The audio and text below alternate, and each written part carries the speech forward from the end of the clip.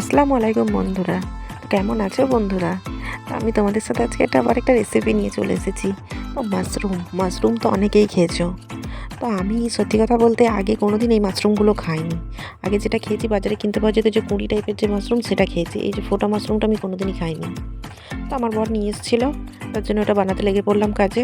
ছোটো ছোটো করে কেটে নিয়ে এই যে গরম পানিতে একটু সেদ্ধ হতে দিয়ে দিলাম। আর ওই যে সবজিগুলো একটু কেটে নিচ্ছি, টমেটো নিয়েছিলাম, পেঁয়াজ, কাঁচা লঙ্কা আর ধনেপাতা। তো কড়াই গরম করে ওটা আমি ওইদিকে ভাপ দিয়ে নিয়েছি আগে।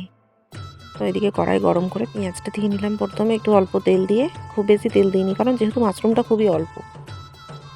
তো কাঁচা লঙ্কা টমেটো দিয়ে একটু একটু ভাজা ভাজা করে নিচ্ছি। তারপর এবার মশলাগুলো দেবো। এই যে নুন, লঙ্কা গুঁড়ো দিয়ে দিলাম হাফ চামচ মতো, কারণ কাঁচা লঙ্কা দিয়েছি ঝাল দেবো না। জিরে গুঁড়ো, হলুদ গুঁড়ো সব দিয়ে একটু ভালো করে মিশিয়ে নিচ্ছি। তো এখানে মশলাটা পুড়ে যাচ্ছিলো বলে আমি একটু পানিও দিয়ে নেবো আর একটু আদা বাটা দিয়ে নিচ্ছি। আদা শুধু নয়, আদা রসুন একসাথে মিক্স বাটা ছিল। তো এইভাবে মাশরুমটা একবার বানিয়ে খেয়ে দেখো, তোমরা খুব ভালো লাগবে।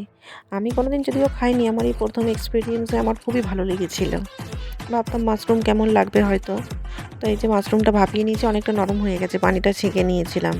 ভাপিয়ে নিয়ে খুব বেশিক্ষণ ভাপানোর দরকার নেই, হালকা একটু ভাপিয়ে নিলেই চলবে। তো তারপর মাশরুমটা দিয়ে একটু নেড়ে চেড়ে আমি ঢাকা চাপা দিয়ে একটু এটা একটু সেদ্ধ হতে দেবো, যাতে মশলাটা আরও একটু ভালোভাবে ঢুকে যায় এর মধ্যে। তাই দিয়ে তার মধ্যে পেঁয়াজ টমেটো সবই গলে যাবে। দেখো কি সুন্দর ভাজা ভাজা হয়ে গেছে না? তারপরে লাস্টে আমি ধনেপাতা দিয়ে নামিয়ে নেবো। দেখো, তোমরা একবার বানিয়ে দেখবে।